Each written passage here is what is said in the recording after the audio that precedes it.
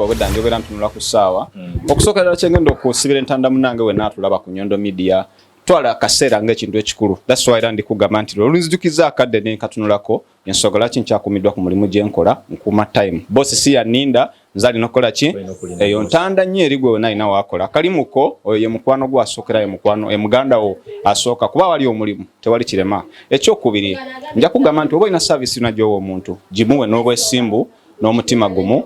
Nze nkukakasa nti luwo omuntu service n'agyenyumirizaamu bingi bijja gy'oli yadde nga tonnakuba kalango ye ntanda esookerwa kuyenyuza okuba omuntu yenna mpuliriza. Amanya gange bampita Namya Sharifa Mama Suraya. Okay. Sister wa Nyondo Media. Leero okoze mu department ki mu kiyungu? Nfumbye ekinyeebwa n'enfumba n'ettooke ne munnange. Okay. Yeah. Kwegamba gwagenda okubeera omugabuzi w'olwaleero kubanga luli omugabuzi samusiima bulungi. Mufunze ye mufumbi omukulu wa leero naye nga kano kato kange on the other hand kana kange nkazaala.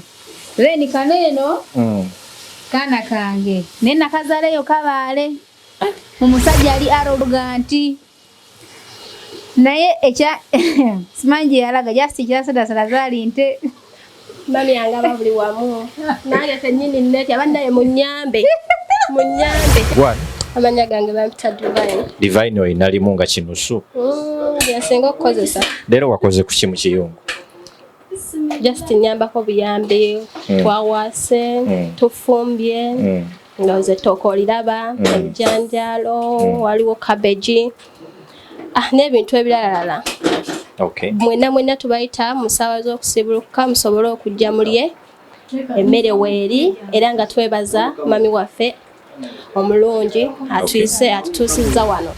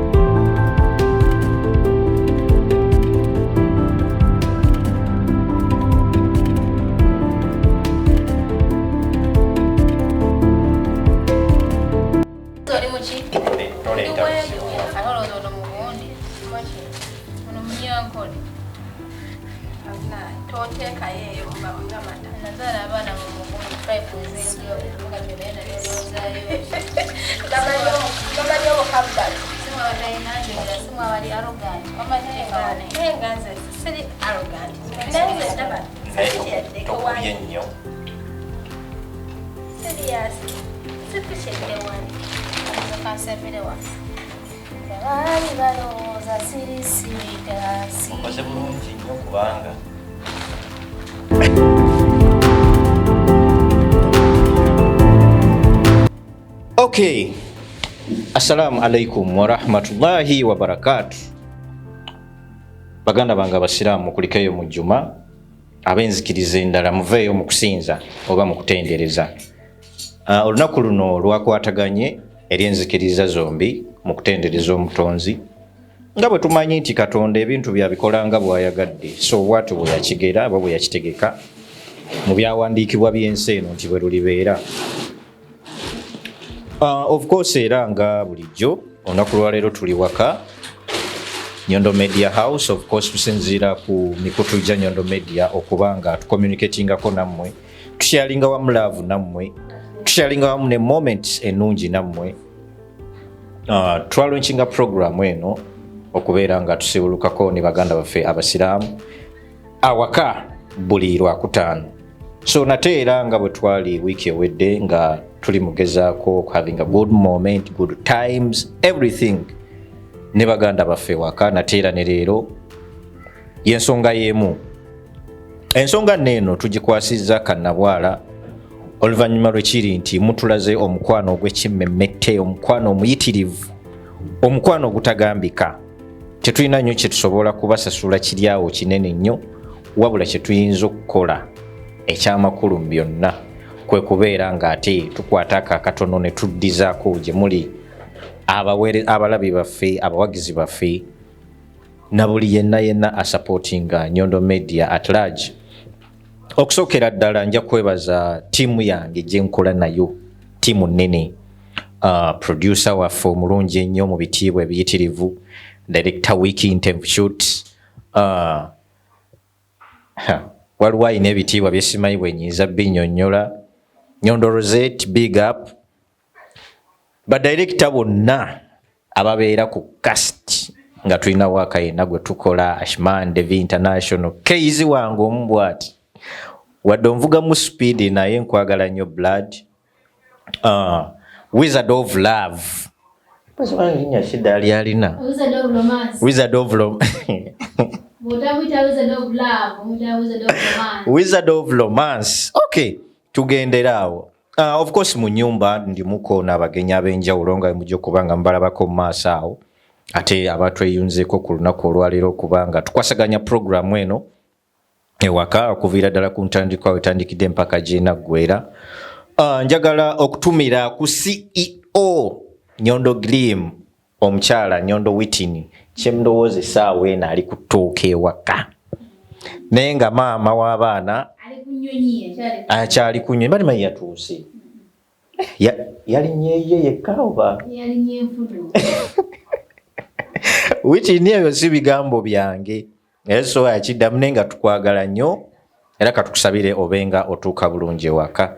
Waliwo muganda wange ayina effujjo ate nga y'omu ku badereva baffe abalungi bwe bati, Steven Katamba.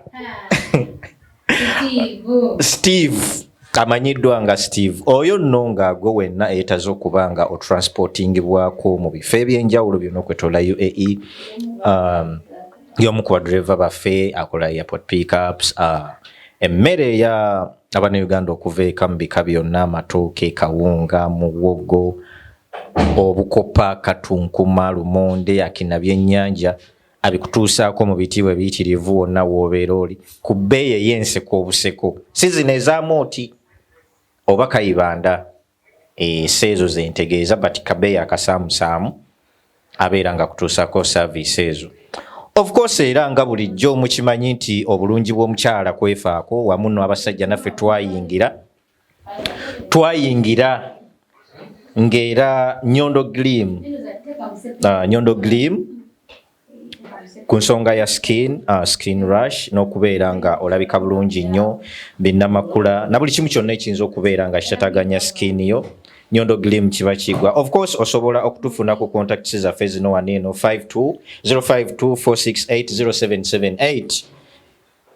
Tusobola okubeera nga kutuusako services zonna w'obeera oli okwetooloola UAE, Abu Dhabi, Sharjah, Ras Al Khaimah, Alain ne walala emirate endala zonna okwetooloola ekyondo kya Buwarabu UAE. Njagala okutwala omukisa guno nateera olunaku lw'olwaleero okutumira ku bantu ab'enjawulo, naddala bakadde abatuzaala. Rozet nsaba ntuuse obubaka buno eri mami ne dadi, omwami Abdul Aziz wamu ne mukyala Zainab, abakadde abanzaala mbagala nnyo.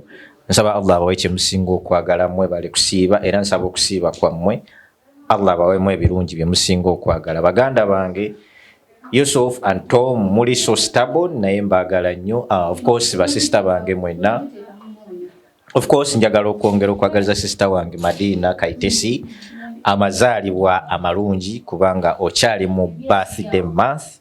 Enjoy your day baby girl, but twakuba keeki yange sinagiraba ne kansubira oba oli awo enantuukako obudde bwonna ku nnyonyi. Rose, nina ekintu ekinnumya omutwe, kinnumiza ddala nno omutwe, naye oba nkyogereko leero oba nkireke, naye kinanjo kyankimize. Waliwo omusajja omu yaŋŋamba nti bw'obanga olidde embwa tokkirizanga omukira gwayo kulemerawo. Nasooka ne nnyiiga nga simanyi kikyategeeza naye bwe natuula wansi ne nfumiitiriza nnyo amakulu amekusifu agaali emabega waakyo ne ntegeera nti yali aga nti bw'otandikanga ensonga oba osalawo okwogera ku kintu okimalirizanga otandika ekintu okiggusa. Gye mbadde mpitirayitira eyo nina amawulire ge naguddeko agali mu kusatulatinga obudde buno tugwogereko kubanga egali mu ggwanga. Omuyimbi omu ku bayimbi abakukuutivu ennyo mu ggwanga Uganda, Spice Diana waffe Stargirl, mpulira ennaku essaawa eno okuba nga obudde buno ali mu time ya show ye egenda okuba nga eyindira wano, of course Dubai ne Abu Dhabi. Omutegesi sijja mumeshoninga naye embeera eyo gyogerako okinga gwe okusinza ku bigenda mu maaso. Abantu abadde baagala Spice Diana okubanga essaawa eno embeera eyo eriwo gye tutajja kugamba nti ABCD naye abantu bavuddeyo this and that naye nga teffenna mu nsi kyetunoonya ssente. However bye boogedde babyogedde ebiriwo weebiri naye nga ate nze nganze bwe ntunulira bwe nti ssente ffenna gye tukozesa eggwanga Uganda kye kimu jjajja tuli sitede ogamba otya? Alhamdulillah. Alhamdulillah.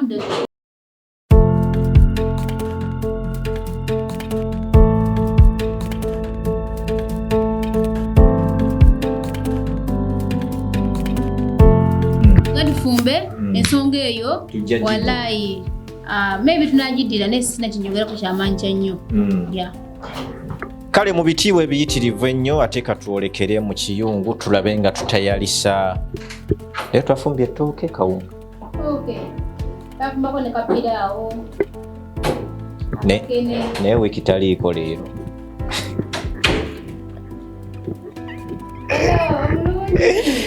Wiiki taliiko leero ajja kunywawo amazzi ate takasalamu kaneeno.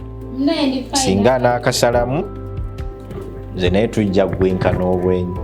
So mukama wange producer tugende mu kiyungu tufumbe mu bitiibwa ebiyitirivu naye kano tokasalamu.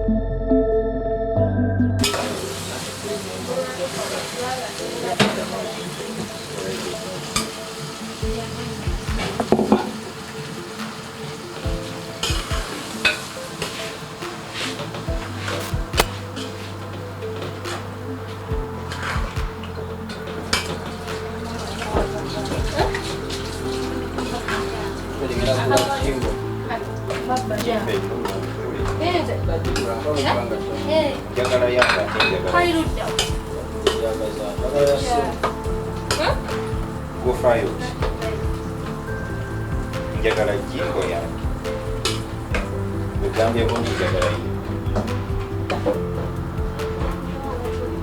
kozi baluyitanga batya olujjuliro oba olwali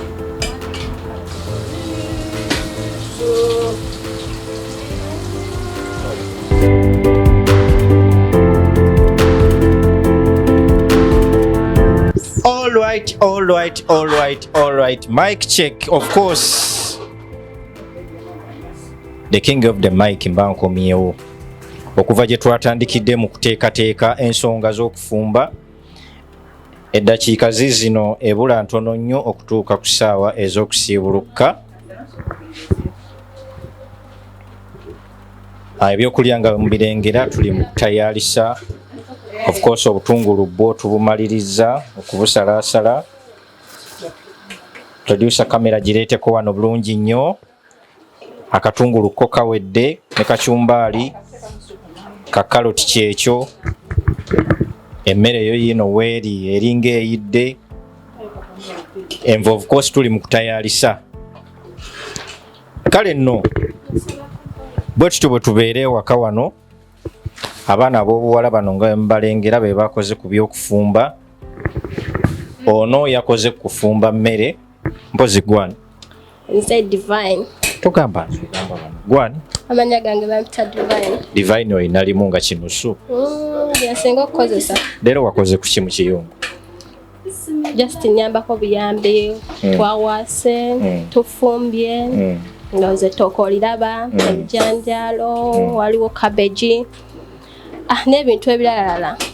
Okay. Mwena tubayita mu ssaawa z'okusibuluka musobole okujja mulye emmere weeri era nga twebaza mami waffe omulungi atutuusizza wano.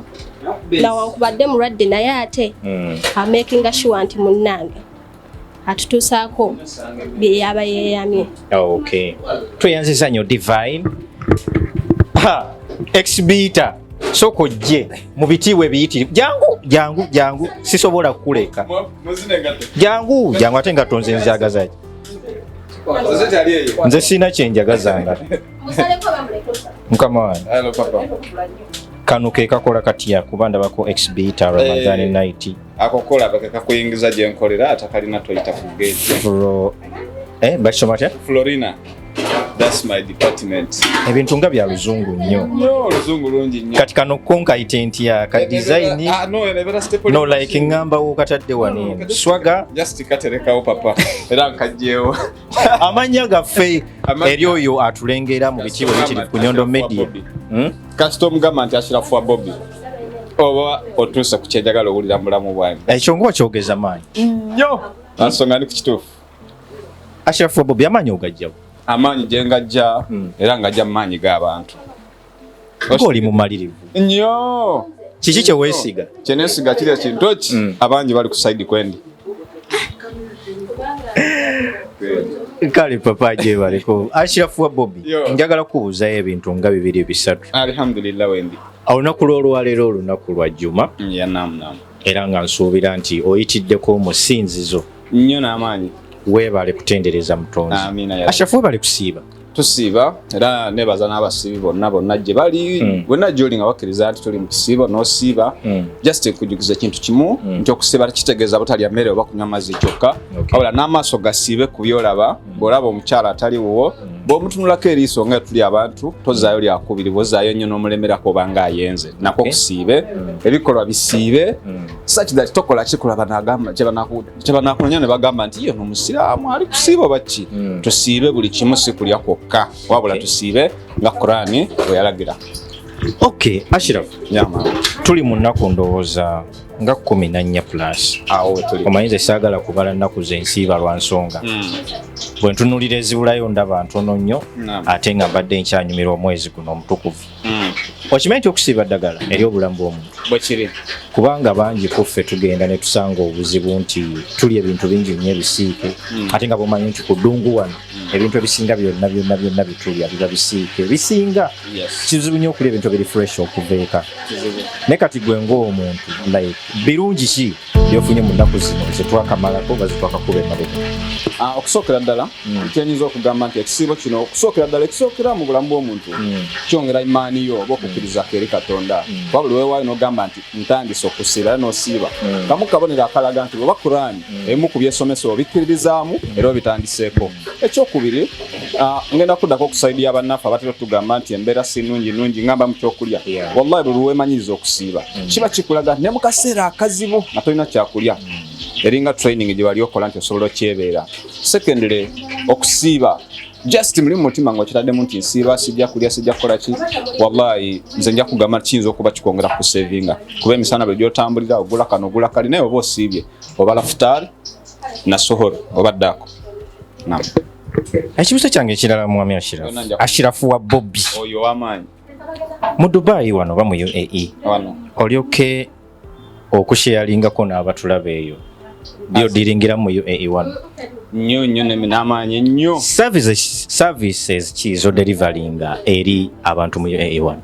As an individual. Okusookera ddala ku ddungu wano era nga bomanyi nti kinagambe kiri nti ffe tuli bantu abakkiriza mu Bobby era lwamanyi g'abantu tukola ebintu bingi okusookera ddala mba n'omulimu ogunsasula omwezi ate bwe nfuna akadde okwebaka kuba kutono still mbako nebyentambuza era wano wennyini wenzibira media eno nempisawo akalango kange awatali gisasula olwokuba negamba nti gwali e Uganda nga wetaze oba yinginiya motoka kika kinga eva Dubai eja Uganda wekwate namba ya Ashraf manager ajja kwatagana nange naye yejja maze musasula akalango nkaleete nti mu biseera byange eby'eddembe yadde off day abamuze bayita off day nze still mbeera ku duty nga noonya spare parts z'emmotoka mu industrial area ya Sharjah nga nziweereza bakasitoma bange abali e Uganda company bagiyita ba the Webikers as our family kuba ne group erimu family members n'abalala. Okay.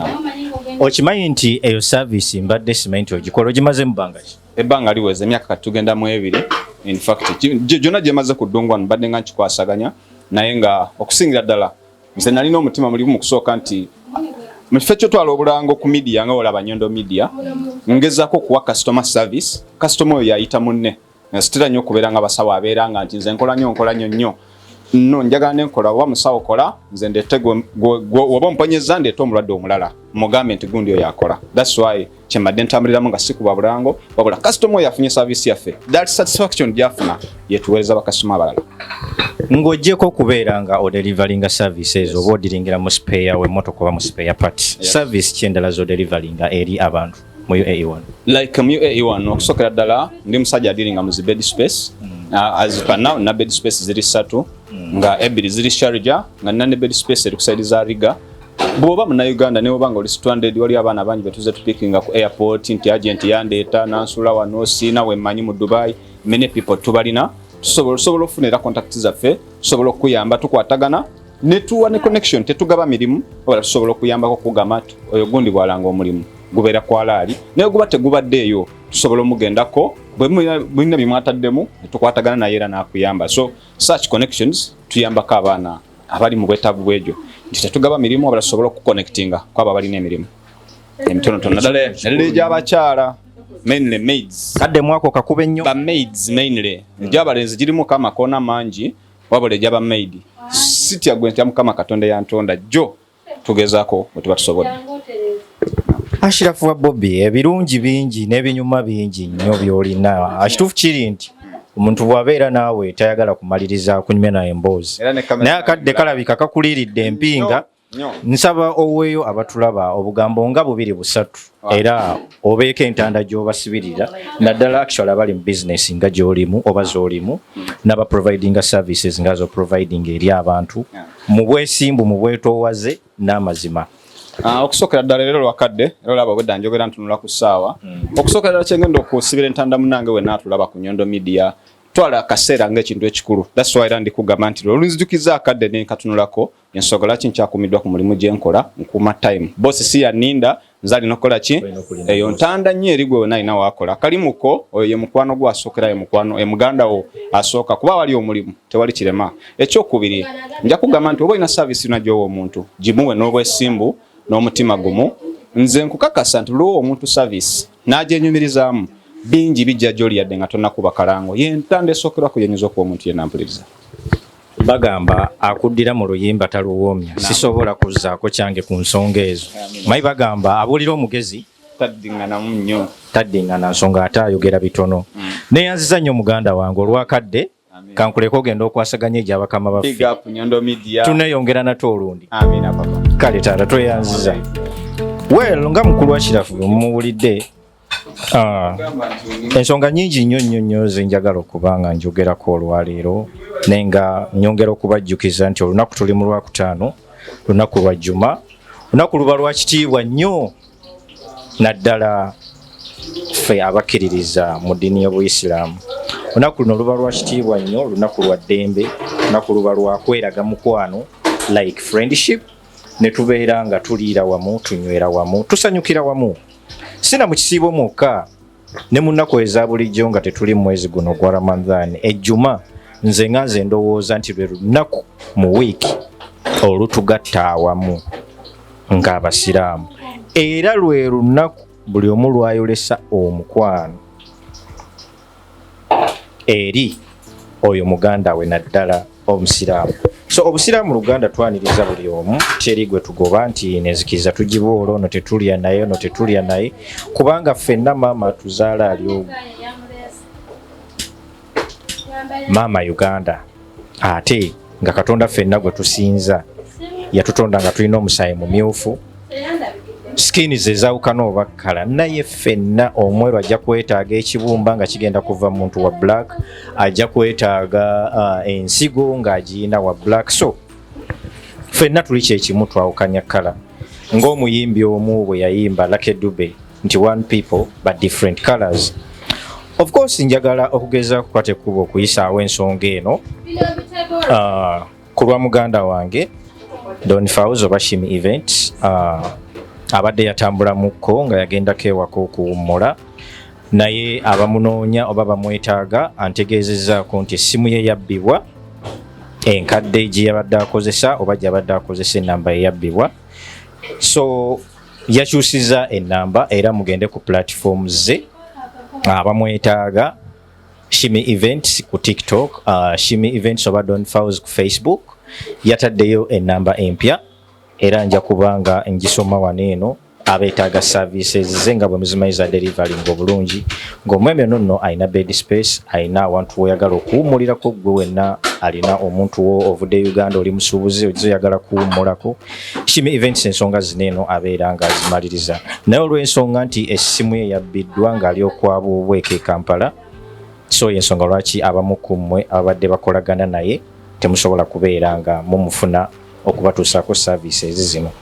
Of course ennamba eyo ngenda kuba ngisoma wano eri abo abatagirina empya musobole okubeera nga ate mumufuna.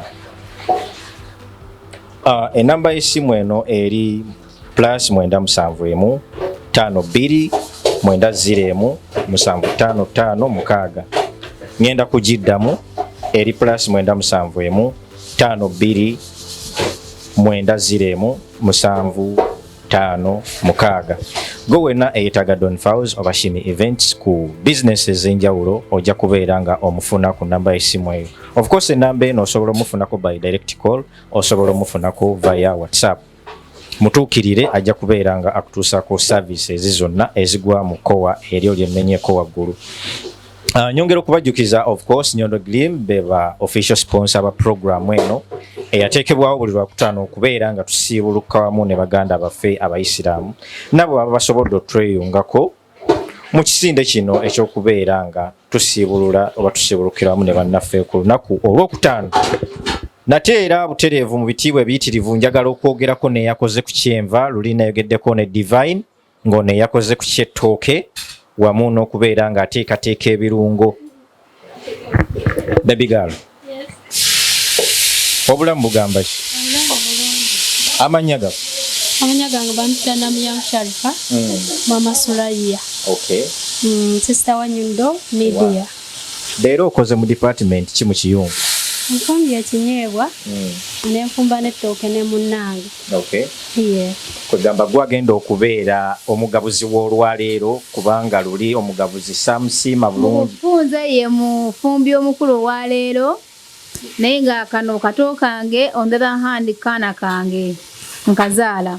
Leni kaneeno kana kange naye nakazaaleyo kabaale omusajja ali arroganti naye ekya simanyi yalaga just kirasada zali nte mami yange ababuli wamu nange kennyini nneti abannaye munyambe Kugamba kitawe simanyi kye buli lunaku tutandike hashtag free divine nyabula sabula buli luvannyuma lwa ssaawa mbeera nfuuse mbeera ow'engulu ne mbeera ow'emmanga ne mbeera Anti ombuza bayina kabala tamidde namufuna ntamidde mbuzaabuza naye olulala wetubanga basinkana mu bulamu obuddako nsaba onfunenga ng'otegeera takubye nnyo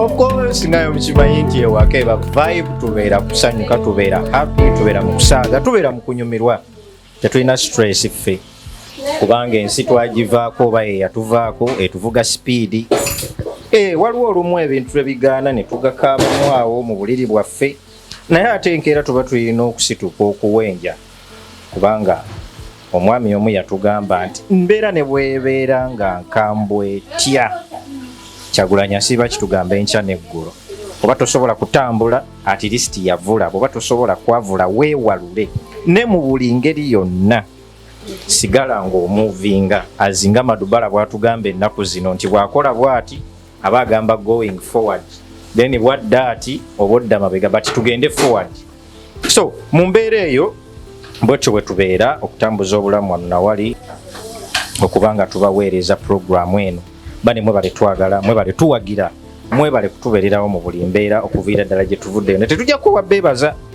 ekituufu kiri nti tetujja kuwa beebaza era ng'ekimu ku kyo oba ekimu ku ebyo bye tusobola okukola okubanga tubeebaza kwe kubeera nga tufunayo akadde ne tutegekayo moments nga zineeno moments to remember ne tugezaako zisharinga nammwe abasobodde otweyungako of course wiki abeerako ku kamera wadde nvuga speed naye nga ekyokukola kyo sikirina nja kubeera nga mukwasaganya mpola mpola essaawa zoozi zino zirimu ezo zennyini nnyini ezibulayo okubeera nga ate tutuuka ku ssaawa ez'okusiibulukuka ebintu ebisinga byo bimaze okubeera nga biteekebwateekebwa so mwekuumire ku mukutu mwekuumire ku mpewo temuvaako tukyagendera ddala mu maaso mpaka kadde ak'okusiibulukuka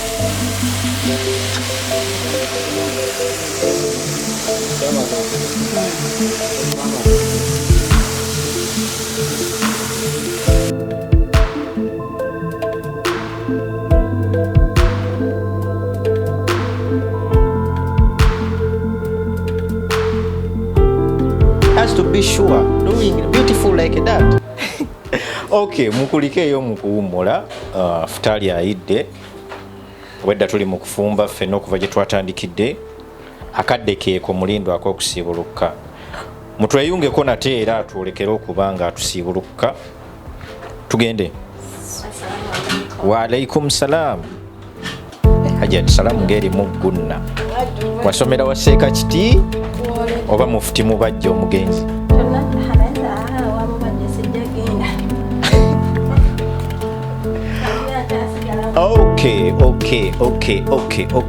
okay tugende mu kusiibuluka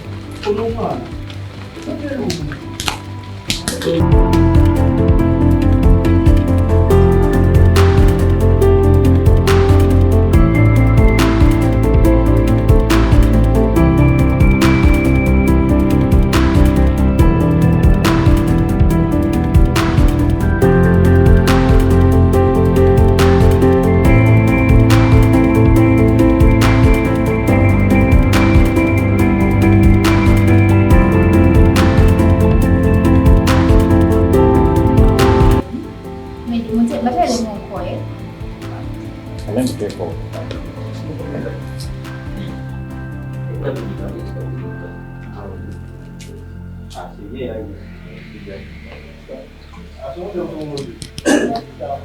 When? Mana encouragement. Twala yunga, waliwo omwami atudde awo ngo then bali ebikumasima bawulira twala yo waliwo n'abatudde awo Mtetee uchesi.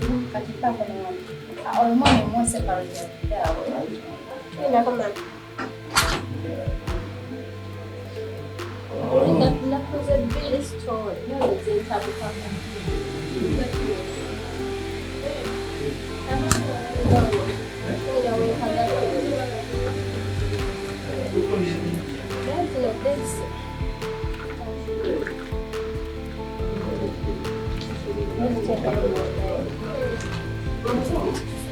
Ata press your music.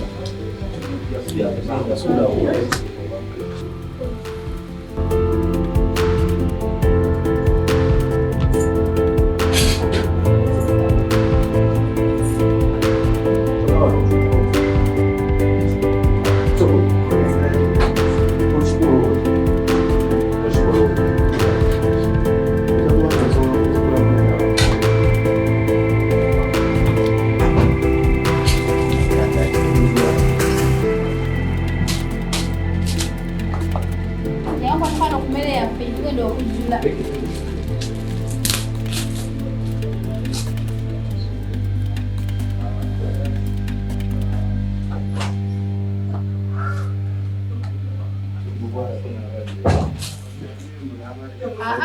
abali munda baleke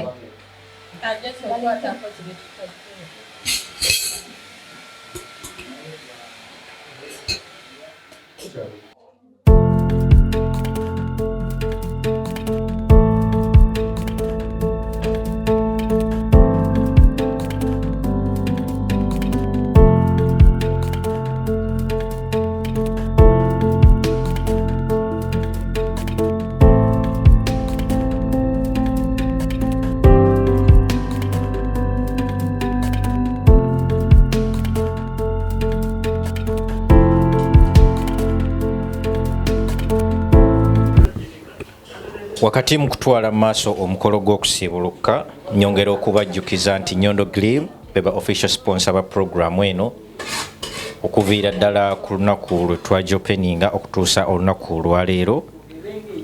Twebaza Mukama Katonda okubanga atusobozesezza nate era okubanga tusibulukira wamuko ne baganda baffe ab'enjawulo bangi munda batudde abasinga tebaagala kamera abala tuli wano nabo wabweru wano.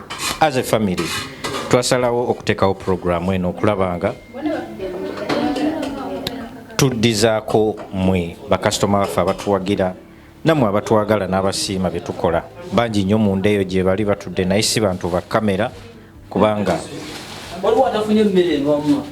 bali mu mukolako ssebo ow'ekitiibwa kyefu ali mu mukolako era ng'agenda kuba akolebwako mu bitiibwa ebiyitirivu sekani seka bagenda mu mukolako bagenda mukolako era nga nange ndi wano eno kajuisi nga kakoleddwa Nyondo Rozet herself yakoze ku nsonga ya kajuisi kano gwe wenna akeetaaze tuba tusobola okutuusaako mu bitiibwa. So byebyo tukyagenda mu maaso n'omukolo gw'okusiibuluka mwebale kusiiba abasobodde ogenda mu jjuma mukulika eyo n'abatasobodde tusaba Allah ate abasobozese okubeera nga mukashinga app next Friday nga tukyagezako okukwata ekkubo okutwaliriza ekisiibo mpola mpola. Abalina obuzibu oba challenges mu mbeeremu oba endala tusaba Allah abasobozese era abibamalire byonna bye muyitamu nga challenges mu bulamu obwa bulijjo. Of course Medi nga bulijjo Nyondo Media kwensinzira okubeera nga mbaweereza ngera tusangibwa ku Facebook, YouTube, Instagram, TikTok wamu ne Twitter. Mwebale twagala mwebale tuwagira mwongere okusubscribinga kuba bingi nnyo ebipya bikyajja bye tuli mu kufumba mu kiyungu eyo.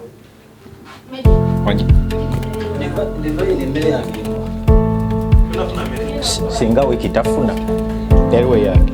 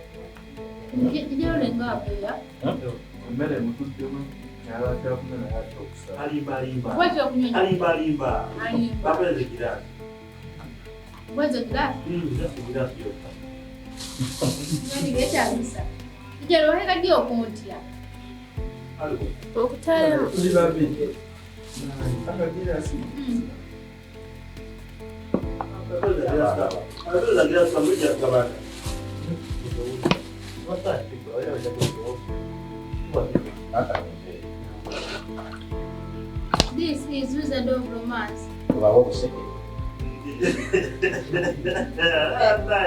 Ey'obuseke tennagwa. Sisobola kukusonyiwa. Olenjeka amataala.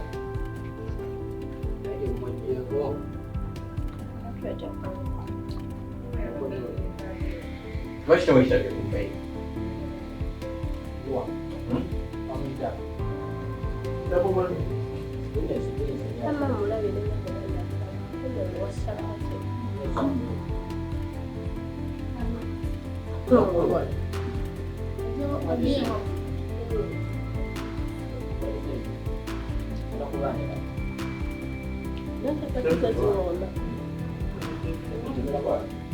Tukozesa twatambudde na ssente twali tukoze tunanyalira kubeera ku kyalo.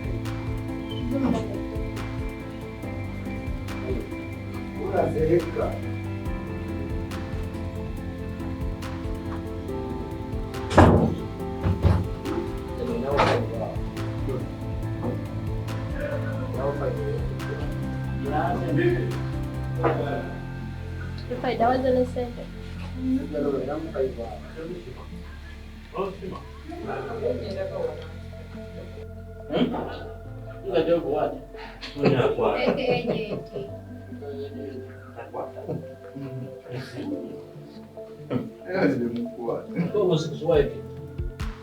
This is Wizard of Homosexuality.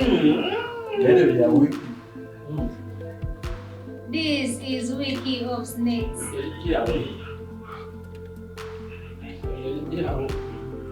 This is made official manager of pornography.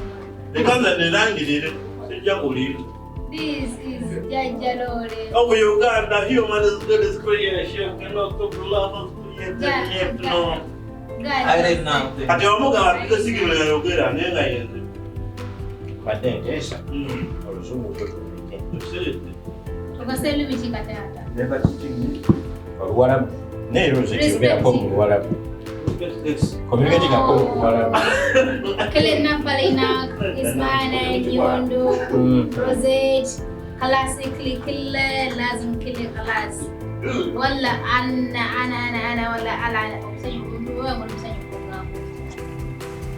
Ana wagli happy wala. Wala fina pala hiji baden ikli. Kila kwanza. كله تمام نفل كل داخل الدنيا الحمد لله يا الله أنا بالي كويس شوفي يا ويكي زين كل شيء زين أنا لوكال لازم Chale yeekuumira ku mulembe nina essanyu okukwanjulira banno ba Nyondo Glam. Bano bakuleetedde ekizigo ekipya katale ekiyoyota olususu lwo ne kijjamu embalabe enkova eza buli kika binnamakula enkanyanya endwadde z'ensusu zonna wamma n'odda buto era n'okuuma ekitiibwa kyo. Nyondo Glam basangibwa e Dubai, Abu Dhabi, Al Ain n'okwetooloola ekyondo kya Buwarabu.